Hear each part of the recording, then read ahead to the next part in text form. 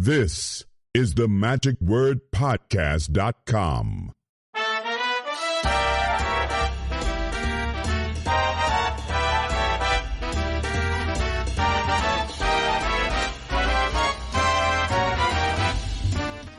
Hello, this is Scott Wells for the magicwordpodcast.com. This week's episode features Joe, Eddie, and Betty Fairchild from Florida. I have run into Joe, Eddie a time or two when we were at conventions, specifically at the Abbott's Get-Together and also at the 50th and final of the Winter Carnival when we were in Pigeon Forge, Tennessee last year. But anyhow, Joe, Eddie and his wife Betty have been performing on the fair circuit for a long number of years, and they finally, after more than 40 weeks a year, traveling with an entourage, including a big cat, they have decided to move to Florida to retire, and Joe Eddie now builds props for professional magicians. Quality stuff. It's really good. Well, this week's episode, actually, we are in Florida talking with him in his shop, and he gives us, on the first part of this, kind of a walking tour. So if you are interested in woodworking and that kind of a thing, he goes into some detail about what the instruments of his trade are and what he's been doing as we kind of walk through this. And if you go to the website, themagicwordpodcast.com, you'll see some photos that I'd taken while I was there then too. In the second half, we bring Betty on. She comes to us out from the house and joins us in the warehouse and start chatting about their career and their travels. And that's when it really livens up. Betty has a lot to share from her perspective. Certainly Joe Eddie does as well. And again, not only working tours, but they had worked for a year in Las Vegas at the Riviera, had a residency there. And they have also worked and helped train some of the dancers that used to work years ago with Le Grand David show when Cesario would bring his people down to Florida. Anyhow, he gets into all of this. Don't want to spoil too much of it because there are some fascinating stories that they share, and I know that you're going to enjoy. So please welcome my guests this week, Mr. Joe Eddie and Betty Fairchild, here on The Magic Word. Today we're going to have something quite unusual. In the past, we've had a few things in which we have actually had recordings of walking through museums or people giving us kind of a walking tour like Terry Evanswood did of his shop or his museum. But then other times, most of the time, we just sit and chat about things. This is going to be a kind of a combination of both because the gentleman that we're talking to today, Joe Eddie Fairchild with Fairchild Entertainment, has been around for as long as I have. He's now into his 70s and has his fifth generation of working like from vaudeville and then also with the entertainment, and has been a builder then for a long time. So he builds not only his own illusions, but also those for many other people, and has worked in Las Vegas. And oh my goodness, just had a show out there for about a year. It was kind of a long-term goal that he had. I'm just going to shut up because there's a lot we're going to be talking about, and I'm going to let him do most of the talking because he's going to give us, first of all, a little tour of his workshop. And here he is right now, Joe Eddie. Joe, how you doing? Hey, Scott. Welcome to what I consider to be my sanity. I know we're just audio, no video here. So we're in a metal building that's about 40 by 60 feet, and it's a workshop. Mm-hmm. And you can attest to this. It certainly doesn't look like anything magical because it is just that. It's a wood looks workshop. Like a woodworking shop with lots of shells and, oh my gosh, tools every place. And pretty much every inch of the space has been used. I mean, I got shelving going all the way up 14 foot to the ceiling. There's one little area that seems to be an attraction for people. The room is divided into two sections by a wall, and on the very top of the wall is kind of a collection of posters. Now, I don't collect antique posters. These are all people I either do business with or people that I've been friends with. Mm-hmm. So it's like they're with me here all the time in the shop, and it's just nice to have. But people like to look at them and see all the different things, and each one of them there's probably more than one story that I could tell you about it. But anyway, we're just doing a little visual, so that's what it is. So yeah, like we got at Terry Evanswood, and I just heard you say a while ago that a lot of Terry's show was your show. Yeah, Yeah, Terry. I met Terry. He was like 15 years old. Yeah. And we hung out. We were in Vegas then, and we stayed up with him till like 5 a.m. And he had more questions than even I could answer, and that's a lot of questions. But you could see that there was something special about him. He was going to go somewhere. He was going to be something, and we just kept in contact for a lot of years. He was in Pigeon Forge doing a few things, but he really needed more show. And at the time, we were changing venues from being a Las Vegas style act on a theater act to being an outdoor entertainment like in fairs and festivals on our own stage, which meant that we had to change a lot of the material. And he wanted to buy about 7 illusions, and we sold them all to him on time. Because he didn't have a nickel at the time. And I have to say, it took him a couple of years, but he paid it off, and it went great. And he's still using some of those same props. Interesting. We were talking about it earlier. Before there ever was a smoke chamber, we developed, we being, I'd like to say we in the corporate sense, it doesn't sound like I'm bragging so much. The royal we. Yes. But I created what nowadays known as a smoke chamber, where somebody appears in. But we called it a materializer, and it worked a little bit different. Instead of having smoke inside, you would control the lighting from the inside and the outside, and you could actually look like you appeared in it, almost like Star Trek. Oh, yeah. And Kerry got that, and he still uses it in his show. That's over 45 years old, and it hasn't been almost off the stage in all those years, because I used it, and then he picked it up and used it since. So, yeah, still just as relevant. We got props that are just about paid for by this time. And I see also you got like the Le Grand David, and I figured they made all their props. Did you make anything for them? No, I didn't ever build a thing for them. Oh, okay. Le Grand David and Cesario were really good friends. Yeah. They liked what we did, and not to brag, but I guess I have to in this. We would play up around Beverly, and they would come to see our show, and we would go see theirs. And Cesario always wanted all the women to come and watch my wife work because the way she moved on stage. He said, this is, and give her and take cues from how she did her performances and how she moved on stage. So, yeah, we became good friends. He ended up with a condo down here, so he'd come down here in the wintertime. We'd always get together, and he liked to eat at the Colombian, which is a Cuban restaurant out on the beach. And so we had great times with him. And David had the condo after that. He just sold it a year or so ago, but he still comes down. We still get together about once a year. You mentioned your wife, and I think that's just a great name. Her name is Betty, and Joe, Eddie, and Betty. It just rolls off the tongue. It seemed to be a good touring It does name. in one way. Another way, it sounds very Southern, and it's not. We both came from Wisconsin, but it sounds like, Joe, Eddie, and Betty. It sounds like something, from Florida or Georgia, but it did rhyme together. And her nickname is Bubbles, and which is actually even a better show name than Betty, and it's something everybody remembers. As soon as they hear that, they don't forget her name.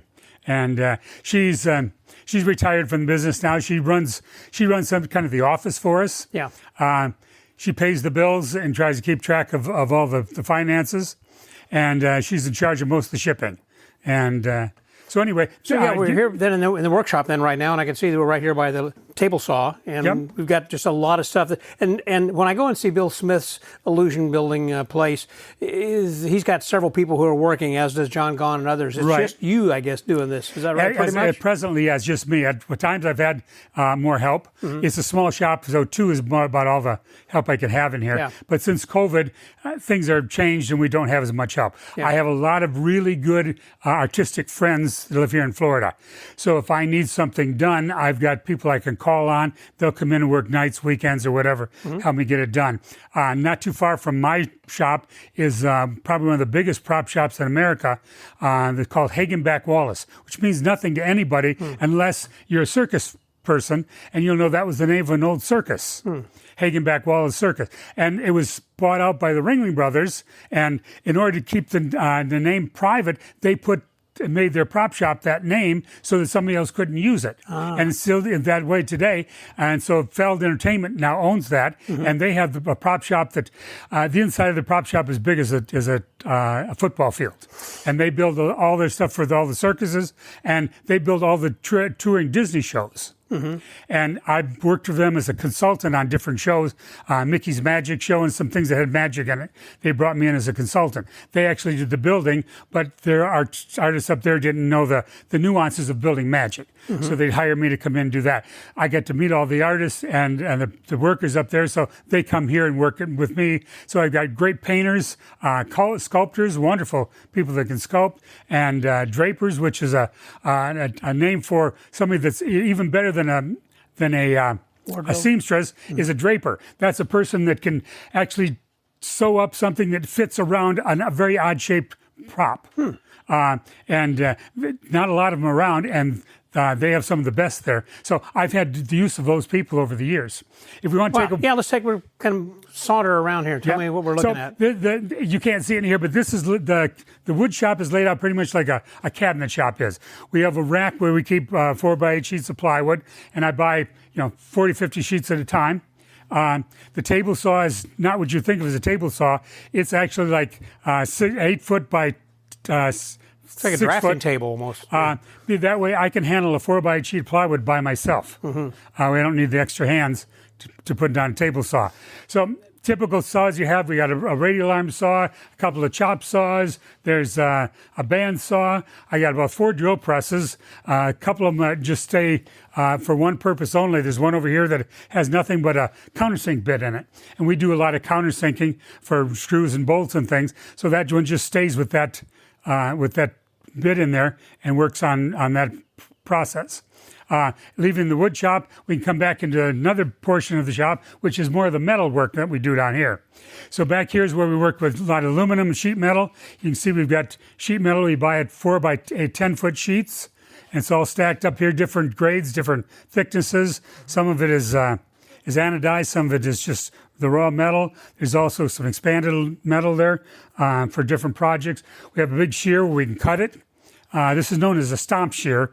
It's the type of shear you put the metal in there, and there's an actual big long bar across the bottom. You actually stand on that and jump on it, and it makes the blade go down and shears it. So we're cutting about 50 inches across of metal at one time.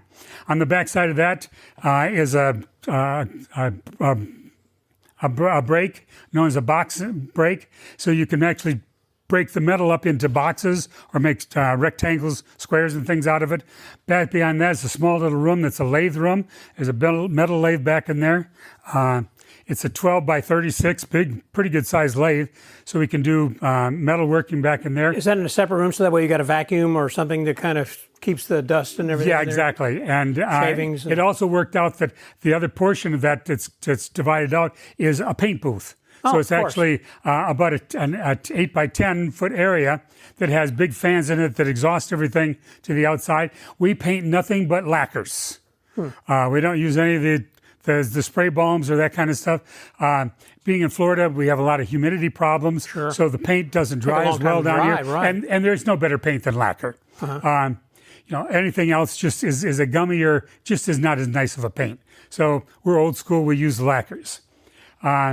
And continuing around, there's a milling machine over here for milling small metal objects.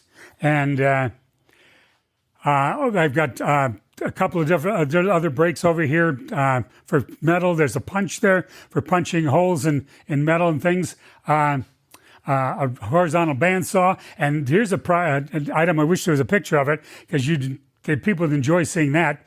That is a rivet press. And that rivet press has a lot of history. It came somewhere out of Tennessee, and George Kimmery of Chalet Magic bought that. Tennessee, bought that, and he built road cases with it for most all the years that he was in business. And shortly before he was retired and out of business, I kept asking him about it. I said, I want to buy that. I want to buy that. And he said, I don't really want to sell it. If everything else goes bad, I can make a living just building cases. Wow. And so he wouldn't. Finally, I talked him into it. So I bought it. So now I'm probably the third or fourth generation that owns it. And we still make the fiber cases. We're one of the few people in America that make fiber cases. The ATA case. Not an ATA, no. ATA stands for Airline Transportation Authority approved. And that'd be like the case you see over here that... Yes. Metal, it has that.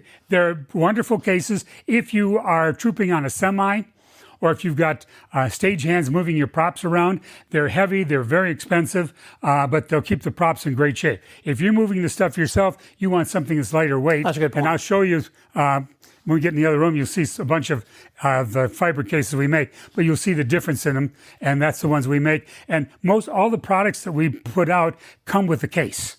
I was in show business, and all my life, I'm, as you mentioned before, multi-generation, but I was on the road for 34 years. And when I say I was on the road, I wasn't out there for 2 or 3 weeks. We were out at least 40 weeks a year. Wow. And sometimes even more than that. But when you do that for that length of time, you kind of get a sixth sense of how to build props where you can make them A, lightweight, but B, strong, and C, where they tear down and set up quickly. And they last long, too. When it's over at the end of the night, you want to get to Denny's because that's the first decent meal you've had all day. So you don't want to spend hours in there with nuts and bolts and all this stuff. So all of that has been a factor in my building from the standpoint that I lived the life. I know what it takes to do this stuff, and we build it today like I was going to take it out and work it tomorrow. That's amazing.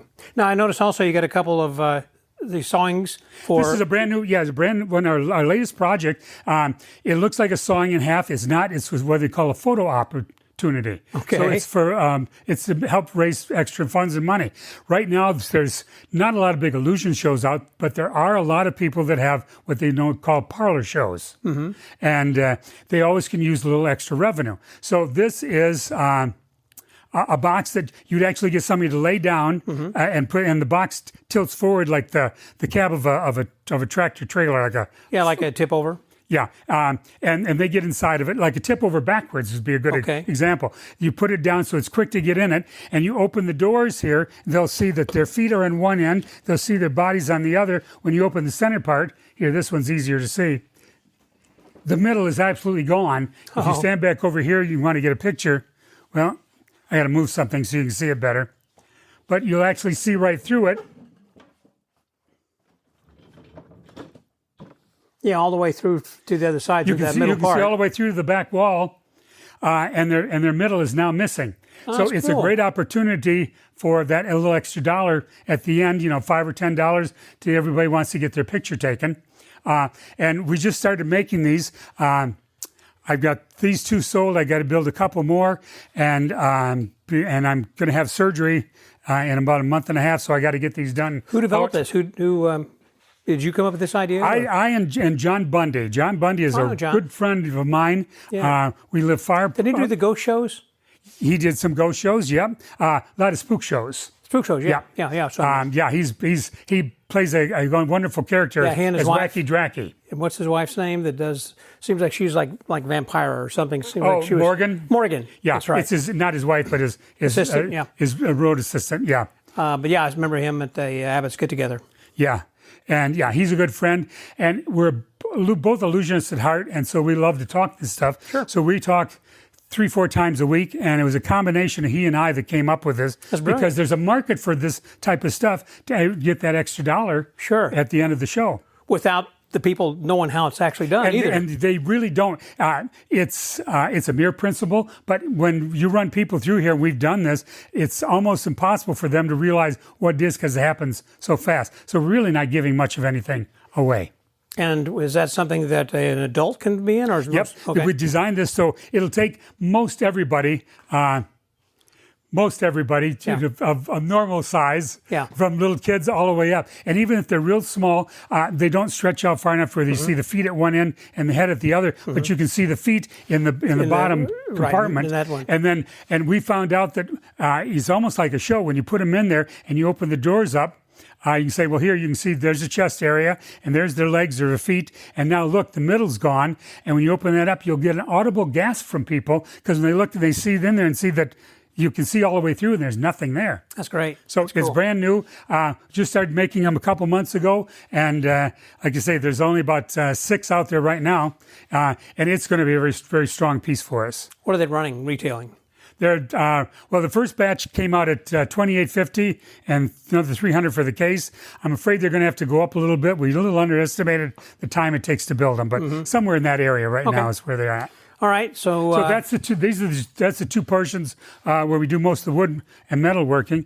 We have a third division to this building, which is close to almost half of the size of the building, and that was in parentheses supposedly the clean room and where we store all the stock that we make. So again, same thing. We got 14-foot ceilings, so we've incorporated all that with a lot of high shelving to store everything we have. There's even have the loft in it in this section, which is typical. If you ever been to Owens, they had the same kind of thing where they stored a lot of illusions up there and then worked on the floor down below. And this is where, and then there's rows down here. You can walk down there if you want, Scott, and look. There's a lot of apparatus that we have on our website that we have pre-made up, and it's here just available. So when somebody calls and we want something, a lot of it's right here, and we can just pack it up and ship it out. Because it's listed on your website. It's all listed on our website. We have close to 100 items on our website. What is it, Fairchild Entertainment? FairchildMagic.com. Okay. And so these are really mostly for parlor and stage. Yeah, I'm an apparatus guy, so and an illusionist. So it's stage magic, a lot of children's magic. We build a fair amount of gospel magic, and so that's what you're seeing in all these shelves here. So one of our biggest sellers is a comedy card and balloon. Oh, which is 4 balloons instead of 3. It's electronic. It works wonderfully, and it comes with, like I tell you, it comes in cases. These are the kind of cases we're talking about. So the cases are very lightweight, they're very strong. It's made with an ABS plastic. Fiber is kind of a misnomer. Yes. Fiber was a product that came out during the Second World War when they were having a hard time with trying to find things that they could use in the States that they didn't need for the war effort. So it's a really kind of type of almost like a cardboard that's not corrugated, that's been infused with a rubberized product. And that's what the old fiber cases were. Let me ask you about the card and balloon also. You said it has 4 balloons, because I've got one then as well. Of course, mine one is that it deflates, another one blows up into the air, and then finally the last one pops. So what is the fourth one? So the fourth balloon, and again, this is one of those things like John Bundy and I, we'd sit around and we'd probably spend more time on this than we should. But we got looking at this, and I always wanted to put one in my show, and everyone I saw, to me it was obvious. You could see their hands move, or even if they didn't want to, they would telegraph that they were about to do something. But they were doing something. And the idea of 3 was too symmetrical. It's left, right, center, where things in nature don't happen symmetrically. They happen asymmetrically. So with 4, you got all this oddball things happening, so you really can't anticipate what's going to happen. So mine's done electronically, so one balloon just falls off, one balloon decreases in size, the third balloon goes off like a rocket, and the fourth balloon has the card in it, and it's jumbo-sized cards. Oh, wow. So it's a big piece. And that's your big seller. And that's one of my big sellers, yeah. They're not an inexpensive piece. They're about $1,000 with the case, but it's not an alibi, it's the truth. People that'll buy these, you could use these for 3 or 4 years, and because it's a Fairchild prop, we have a reputation of building quality apparatus to where you can sell it off after 3 or 4 years, and you'll get $650, $700 for it on a quick sale. They can and they can get that much back. So it only costs them less than $100 a year to use that kind of a really big elaborate prop, and that's very inexpensive. So when you figure it that way, it's not expensive. And some of the things that we make are that way. We make a puzzle where the geometric pieces move around. Oh, yes, kind of like a Freer. And it's built based on Winston Freer's principle. They all are. Ours is different from the ones made in Europe, and purposely for 2 reasons. We don't try to copy anybody else. Yeah. I try to be very forthright. If there's rights for something, I'll get the rights, or I won't build it. And this is works on a different principle than theirs. Ours only has 1 piece that you can add, and theirs needs a couple pieces, and it's a much simpler design. Ours, however, has a couple of advantages. We think is that you can work it backwards. You can start with the extra piece, take it away, and still end up with a puzzle that's complete. So for motivational speaking, you're talking about trying to get rid of a bad habit. You can take the habit out and still have a full life, right? Or even a gospel routine. So it works works a lot of different ways. I remember that Kyle and Misty Knight also have a... Yep. Is this a similar kind of thing what they use in their routine? Yeah, I think they might even have one of ours. Yeah. That is it. Yep, that is right there. Yep. These have been a big seller. There's a couple of people that have some wonderful routines with it. Derek Hughes is one of them. And he said, yeah, he don't mind if people use the routine.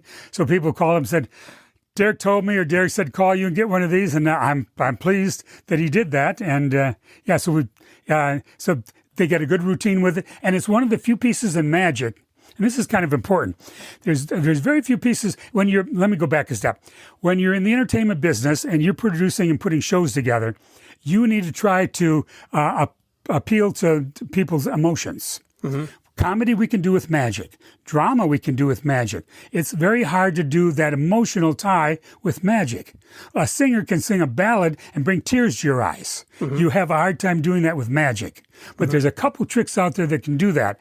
Some people can do that with a gypsy thread, where they can get that heartfelt moment in there. And this is one of the reasons that the puzzle works, because you can get that heartfelt moment with it. And it's just rounds out the show where you've gotten all these different elements in the show, and makes the show much more broader and a better appealing to the audience rather than just having one. Yeah, instead of hitting them with comedy, and you're done. Yeah, right. I like that. Yep. I like that. We're building a lot of things out of natural wood. I'm getting to the point of just loving what God does with wood so much better than we can. I mean, the graining in wood, if you buy a good piece of wood, is just fascinating. Yeah, don't paint over with some Chinese motif. and so finding, and we have a store here in town, a big place that sells wood for big tables and things, that they actually import trees from South America in a container, and then they chop them and cut them here, and they cut them in like 2.5-inch slabs, and they leave the edges on, which is called a live edge, and they'll make tables out of them, and they saw some of that into board lumber. So you can go there, and sometimes I'll be 2 hours picking out 3 boards there just to get the right grains of wood, because it just looks so wonderful when you can do that. Yep. Yeah. So that's all product that's down here and on the other side. We talked earlier a little bit about this isn't just a one-man, being a one-man shop, but my wife is in the office. But early in my life, I knew what I wanted to be when I was in junior high school. Yeah. And there's been no changing since then. I wanted to be a magician, illusionist all the way through. I met a young lady that went in high school, though, and we dated and fell in love. But every summer I'd run off and join some little circus or do something where I was in show business, and we split up because she didn't go. And finally it came to the point that I said, I don't think I can give up the show business, but I love you. If you'll come with me, let's do it. Let's get married. And so she did. So, and as soon as she did, we made the pact. I said, I don't want you just for a wife. You're my partner. So we're going to do all this together. You help make the decisions. You're going to work at it like I am, and it's going to be our success or our failure together. You're not just working for me. We're together. And that's been kind of the secret of how we've been able to do as well as we've done. And not to be braggadocious, we've done very, very well in this business by most people's standards. And I think that's part of the reason, is because we did it as a partnership. As a partnership. Well, you want to bring Betty in on the conversation here then? I think she's standing over here. So since we're just talking about my wife and how this has been a partnership, all of a sudden she happened to show up here. So this is Betty, also known as Bubbles, standing next to me. So say hi to Scott. Hi, Scott. Hey, Betty. Nice to meet you. Would you rather be called Betty or Bubbles? It can be Betty. Okay. But you've been working with him then for a long time as well. And I think what was kind of interesting, he gave a quick story about how that Cesario was interested in seeing how that you actually move on stage as an assistant. I've always thought that Ginger, with Kaylin and Ginger, was one of my favorites, the way that she had this almost cat-like movement.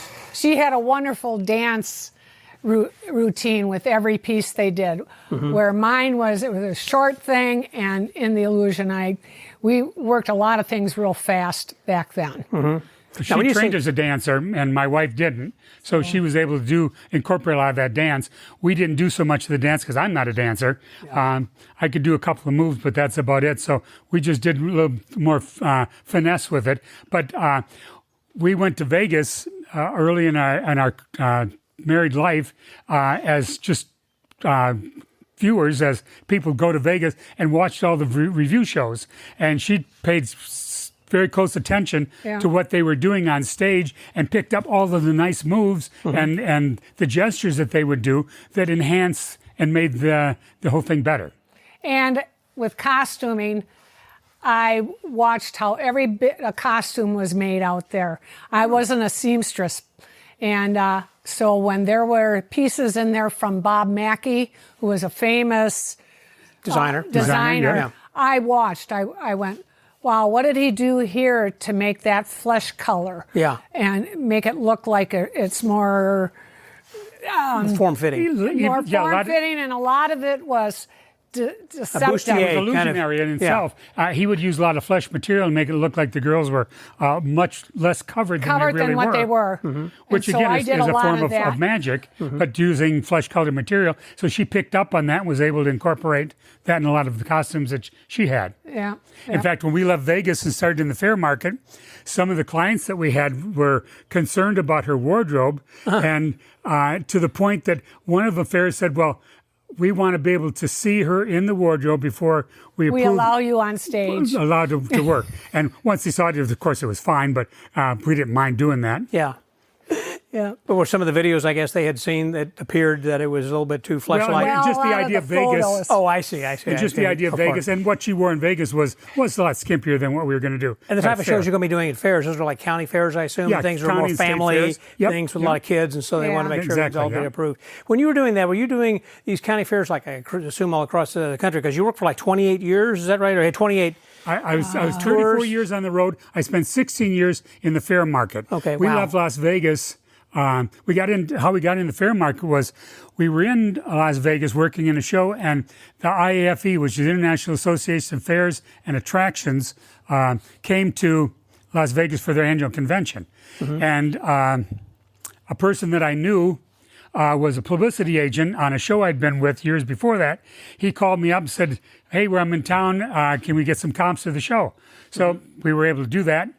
Got these, and after the show, we said, what are you here for? He said, we're here for the fair convention. Didn't know what that was. He explained, he said, you should come over and look. Went over there and saw what it was, and it turned out that he was there with a delegation of people from the Florida State Fair. And we ran into them the next day at this convention, which is like 1,000 booths. I mean, it's huge. It was huge back then. Wow. And they came up and said, we really had a great time. Would you ever consider playing our fair? And they didn't know it, but at the time, it was right at Thanksgiving time. We had just been given notice that the show we were in was closing New Year's Eve. So you're kind of like, sure. and we were scheduled to go to Escala in Spain for a 6-month run starting in May. So the chances of getting into a show was probably not going to happen. Yeah. And we owned a home in Florida, but we just hadn't been here in a long time because we were in Vegas. So he said, that could possibly work. Make a long story short, we played the Florida State Fair, and it was great. While we were there, we got business cards from other people. Other fairs came there because it's a fair in the middle of winter, so a lot of fairs from around the country come down for an area meeting under the disguise of getting out from underneath the cold weather, and they go to the fair. Well, anyway, they liked what we did. They gave us business cards. I wasn't interested. I was sure we were going to Escala, and so I wasn't interested in wanting to play in the fairs. Turned out that the agent we had was lying to us. We never had a Scala. He told us we did, but we didn't. So as we got closer, and I'm trying to get all this paperwork and permits in order, to go overseas, I had exotic animals. And, I had a spotted leopard. I had a couple of snakes. I had some. Wow, I didn't know you had all that stuff. So we had a lot of exotic things, and that takes a lot of prep and paperwork to get them in and out of the country. I can only imagine. And so I kept asking him, saying, I got to have this information. Unless you're Tihani. Unless you were Tihani. He just came across the border with him. Yeah. That's another story, but for another time. We did that, too. Anyway, Mick, to try to finish this up quickly, we found out we didn't have this work. Now what are we going to do? And Betty, or Bubbles, my wife, said, call these people up. She'd kept the business cards. So I called them up. Most of them had already pretty much booked their season. By that time, yeah. We did get a couple of dates. Oh, that was awful. What we found out, what awakening that was, we found out not all the fairs were like the Florida State Fair. Oh, okay. We were on a big, beautiful Not all fairs stage. are created equal. I mean, we were playing the afternoon of the Florida State Fair. At night was Randy Travis. Randy Travis was on the same stage. Are you working on stage or a flatbed trailer? No, or? no. this This is was a a big, regular beautiful stage. stage Oh, okay. with big lighting system, It was the main stage theatrical at the people time. there, lighting people, sound people. I mean, Yeah. everything that we had in Vegas. Oh, okay, we had okay, here. I'm with you. But when we get to some of these smaller fairs, and the first one we got to, we get there and we're in a Gazebo. eight-sided gazebo. You got to be kidding me. And they with the fences up about 3 foot. And they said, this is where you work. And they brought in a little shed, like, they sell. And that's going to be your dressing area and your Yeah. private area, because we did ask for that. And you had wild animals with you And we had all Yeah. these animals with it. And to fit on a gazebo. Yeah. and we're scratching our head going, what are we going to do? Well, I got through the first show. Of course, most of the stuff didn't work. And after the show's over, the manager came over and he says, we got to talk. I said, yes, we do. And he said, that's not the show we saw in Florida. I said, you're absolutely right. I grabbed him roughly by the shirt collar and pulled him backstage, or back behind, opened the drawer to the truck, and there's this big giant cage in there, there's leopard in there, and he's up higher and we're lower, looking down, and the guy just peed his pants. And I said, now, you have to understand, this is an illusion show. That means it's not real magic, it's an illusion. Yeah. So for that cat to appear on stage in a 40-inch by 40-inch square cage, I've got to get 40-inch cage on the stage. There's 32-inch opening for a doorway. How do I do that? I said, oh, I see what you mean. I said, you remember the other thing we did down there where everything went flying up in the air? I said, we only have like 11 feet of height. Yeah. And I said, we don't have the lighting. We don't have, okay. And he kind of put his head down. He said, well, do the best you can do, and walked away. So That was the rest of the way the rest of the fairs were that year. And we decided. the rest of them weren't that bad, but they were Would like you that. Let me talk. Okay, go about ahead. Down here. Yes, go ahead. So we get home that year and we decide that we're going to build a stage so that we can do. Travel with the stage. Yes. Yeah. And at that time we had an agent that booked all main entertainment acts at fairs. And he got together with Joe and said, what size are you thinking? And Joe told him, he says, he got out the things from contracts and said, if you build the riders, if you build it this certain length and depth and then have, side wings and stuff, I can get you to be the main stage at the smaller fairs. And he had like 3 fairs that he couldn't book main entertainment in because they didn't have a grandstand. And he said, and it wasn't much more we had to build the stage, much bigger. He said, but if you'll make it this little bit bigger, he says, I can put you in those fairs today. You'll have contracts. And he said, you just won't play Saturday night because they're going to bring in, some big country singers, act. Billy Joe Royal or Waylon Jennings and all those type of people. And he said, and you can still get paid. And we realized, that's not a bad idea. We came to the conclusion real quick that not only were we a magic act then, an illusion act at the fair, we could also rent them our stage. So we could double Cha-ching, extra money. Well, this is what we did. We ended up being the largest magic illusion show in the fair market. Okay. And what years would that have been then, Betty? oh gosh, from 1988 70s, to 2003. Okay. yeah. And people tried to copy us years later, and they just couldn't. They didn't have a clue what we did. We kept everything hidden. Again, we raised the price of our show, and people would go, "Oh, that's pretty expensive," and we'd say, "But Here's what you get. You get a free stage," and they'd, "Oh, Sure. So even on the fairs that they didn't need us for a main stage, the same thing. They could then now bring in tap dancers, little dance studios. They have little girls, karate demonstrations, all this, which is all the local stuff. the local thing, sure. And that they needed to do. Right, to bring in the families. And when I suggested one of the fairs, they said, we're not letting everybody in for free. I said, you don't need to. They'll buy every tickets. boy or girl that comes in with a chaperone. That's it, one person. And so so grandmas and grandpas, aunts and uncles, neighbors all have to pay to come see. And they will because it's a local thing. That's right. The first time they did that on the stage, and we had a big honking sound system with a really heavy bass. And the lights were all flashing, these girls up there doing these little routines. And she went to the fair manager and said, are you going to have this next year? She says, we can put some special routines together. And so he said, well, I guess we're going to have to now. So not only did we get the date, but we were going back to the same fairs 7, 8, 9 years in a row. 10 which is years unheard was, of. I think, was the longest. And did you have other people who were assisting, or was it just the two of you? At the time we did, we brought 2 people out, plus our son. Who toured with you? Yeah, and then our son was doing sound and lighting for us. He started when he was about 12 years old, and he left us when he was 18. What was the worst experience that you had? I mean, particularly, let's say, like when you're traveling with animals. I understand that's not very easy in particular, some places, but... I don't know if they're terrible examples, but a real quick one. When you have exotic animals, you have to have several permits. We have Florida Fish and Wildlife. You have to have a federal... For every state you went USDA. into, probably.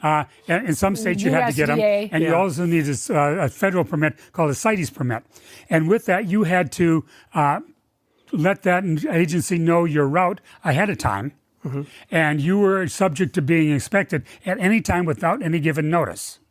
So we'd be at a fairgrounds. They could just show up. And they could just show up. So we're in Staunton, Virginia. I remember that because that's where the Statler Brothers are from. And we played their show, the Statler Brothers TV show. Yeah. And one of them was there and came by to visit. Anyway, make a long story short, it's a matinee afternoon. There's hardly anybody at the fair.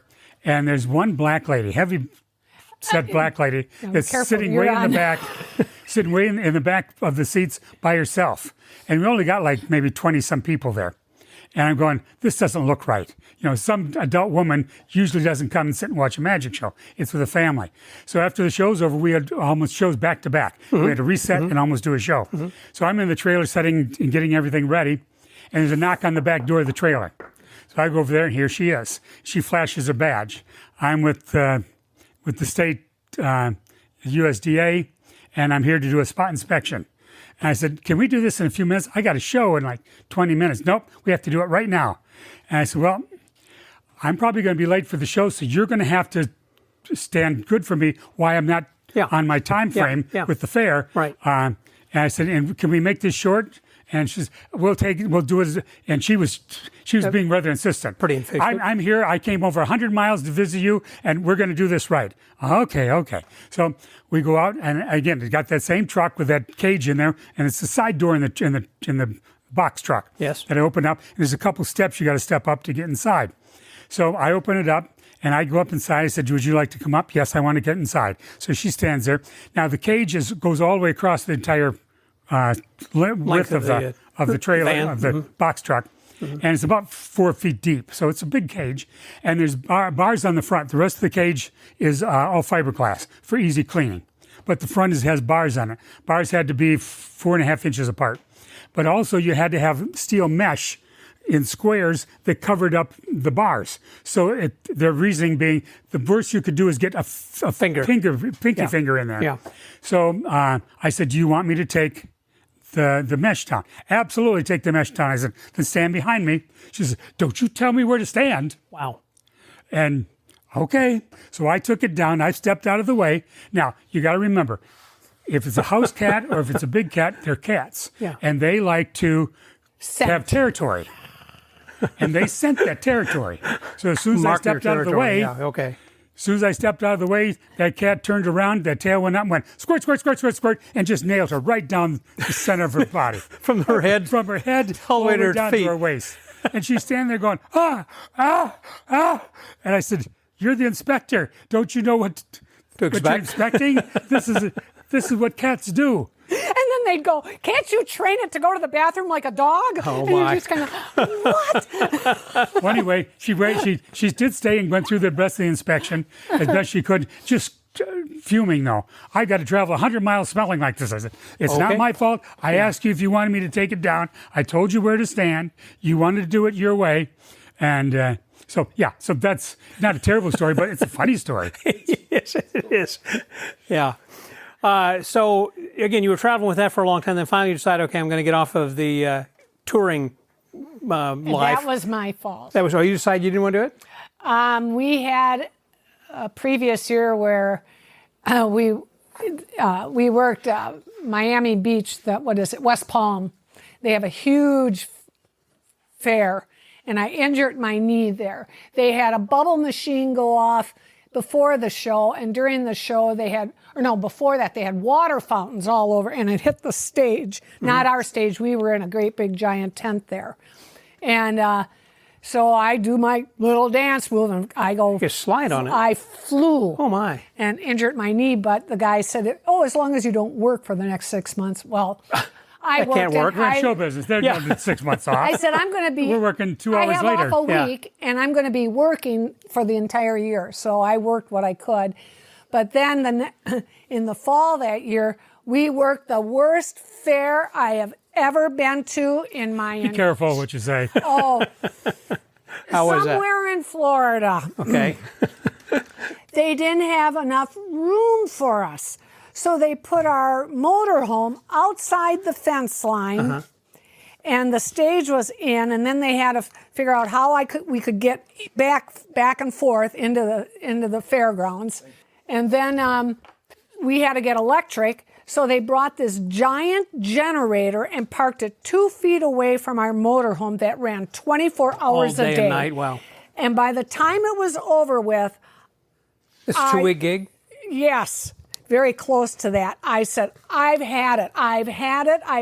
These, it's fine. The fairs that we go to, they treat us royally. We work the perfect show times, two shows a night and 3 on the weekend, and we get to decide what time our shows are, not this.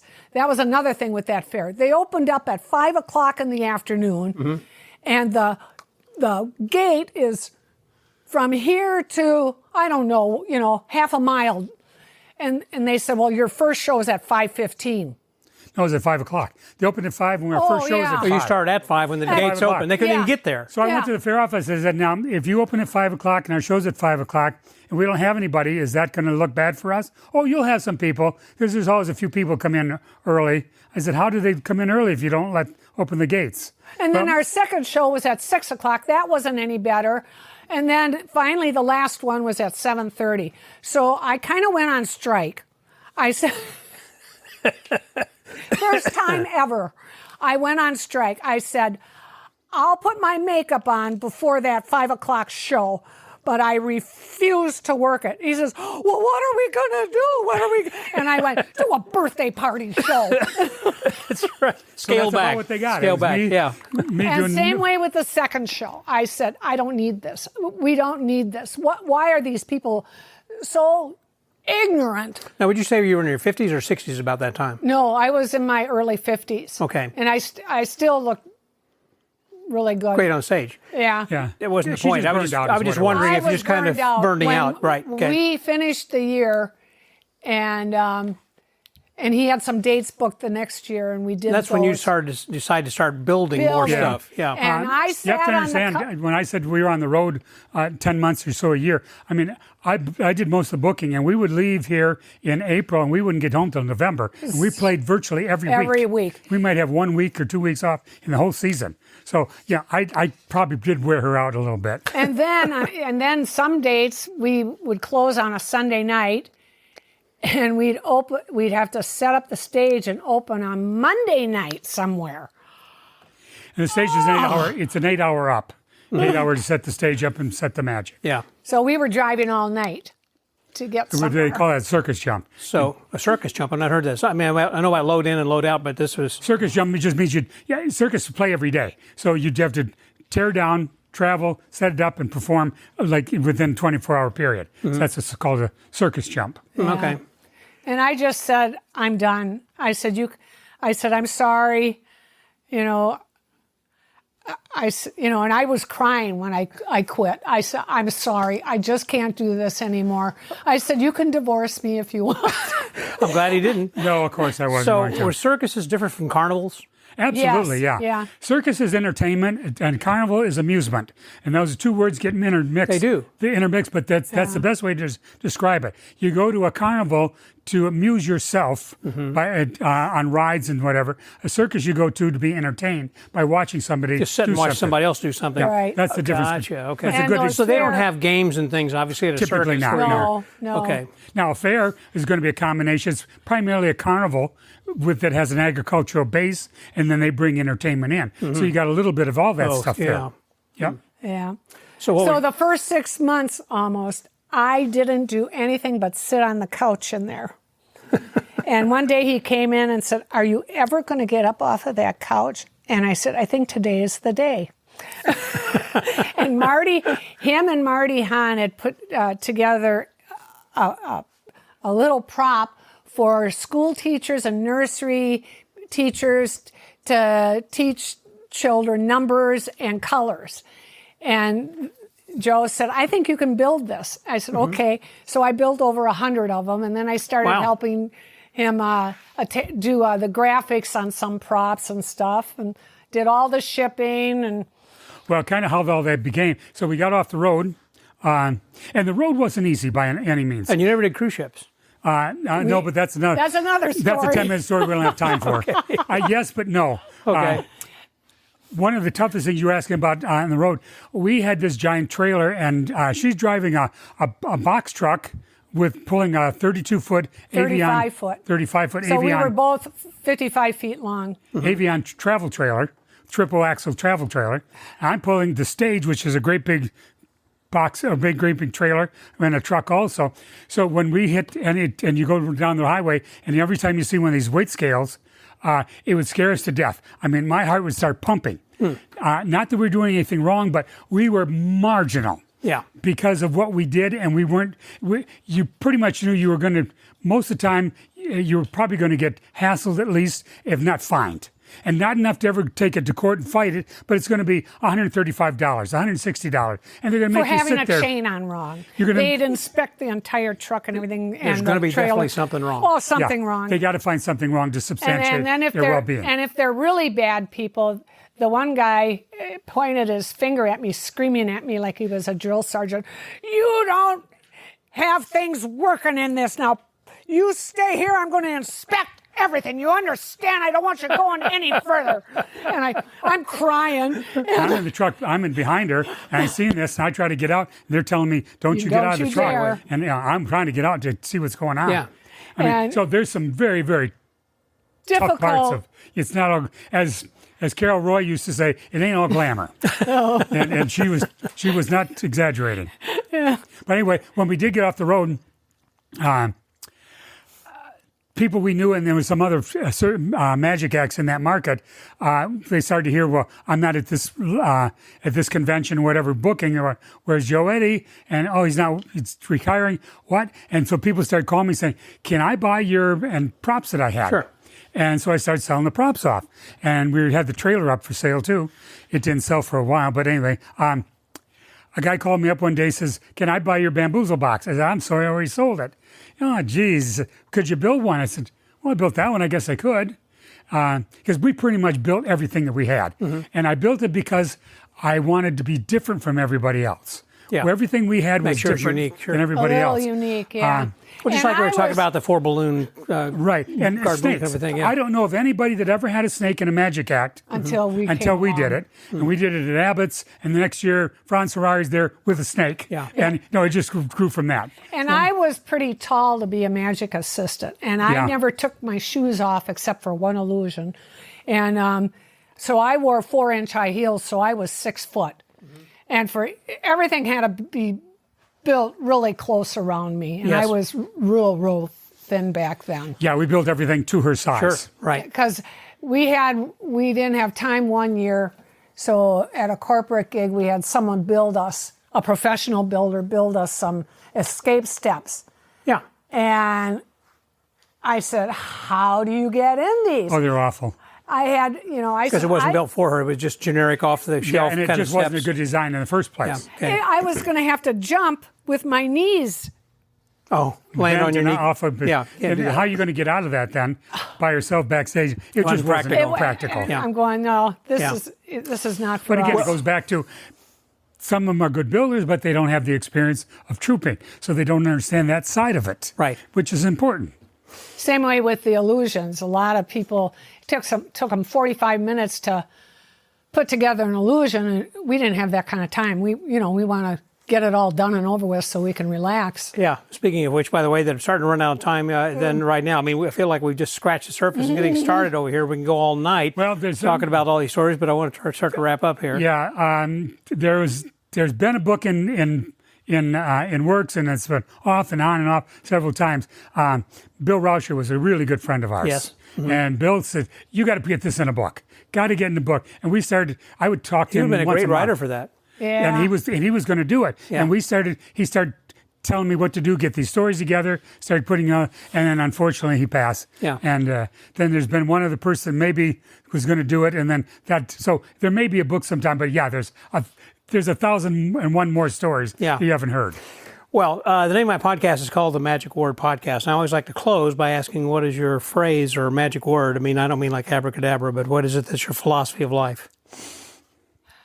Boy, that you put me on the spot here. I don't think I could do it in one word, but Okay, phrase. But a phrase or a little axiom would be, do what you love what you do, and you'll never have to work a day in your life. Excuse me, I get emotional. Mm-hmm. But yeah. Because you love what you do so much. Yeah. I've never worked. I don't think I've ever worked in my life. Yeah. Because this is all I've ever wanted to do. This is what you're doing right now. And I'm so blessed. I mean, lucky, blessed, and Favored. and just enchanted to have this life. Yeah. Betty? Oh, I don't know. I don't know if I have a phrase. It's What do you live Or a by? word, a magical What word. are you thankful for each morning you wake up? I'm blessed by God every day. That's great. That's good. And yeah. Well, my friends, thank you very much. I appreciate you being my guest here, and I'm glad that you got Betty in the last half of this, at least, too, and let her talk for a little bit then, too. For a second or two. For a little bit in there. Yeah. So for the Magic Word Podcast, that was Joe, Eddie, and Betty. This is Scotty out. Wow. Thank you a lot very much, Joe, Eddie, and Betty. I appreciate your time and your words and your friendship. That's been great. And to think we got all this packed into 1 hour, it's amazing to give a little tour of your workshop plus some of the stories. And I say some of, I know we're just touching the top of an iceberg here of so many other things that you could discuss. And I appreciate your, again, friendship and the stories and the time you've shared with us. And I know that everybody got a lot out of this. And now for something pretty special. You've been hearing my voice really over the years, but now I need your voice for something that's going to be big. Episode 1000 is coming up on the Magic Word Podcast very soon, and I want you in it. Over the years, we've covered magic conventions, talked with guests who have various interests and skills in our art, and many well-known and lesser-known magicians. We have covered all kinds of topics related to our art, like close-up, stage, mesmerism, juggling, ventriloquism, and more. We have talked with authorities on character development, scripting, comedy, collecting, building props, seances, and history. We've covered professionals who perform on cruise ships, restaurants, casinos, corporate banquets, trade shows, theaters, outdoor fairs, and more. Keeping all this in mind, I want you to share why you listen to the Magic Word. Maybe you have a most loved or maybe most loathed episode, or it was something that impacted you or your magic that we've talked about. Perhaps you can tell me your favorite episode, guest, or topic. And most importantly, if your life or your perspective on something was changed because of something you've heard, then give me a quick story. Here's all you have to do is grab your phone, open the voice memos, and record 15 seconds or so. Then email the voice memo to scott@themagicwordpodcast.com by May 15th. I'd kind of like to put a timeline on this so I can get started, even though we've got until probably October before I reach the 1,000th episode, but I want to be proactive on this. There's also a feature on the magicwordpodcast.com website called SpeakPipe. If you find it easier to record there rather than using your phone and you're at your computer as you're listening to this, that would be great. All you have to do, again, is just to open that and record and hit send. And that's all it takes. It's very easy to do right there on the website if you want to use SpeakPipe. I can't promise that I'm going to play all the voicemails that I receive, but I probably will. But I definitely am going to listen to every single one. And I hope to broadcast them on or before the milestone episode. 1,000 episodes happened because of you. So now let's hear your magic words.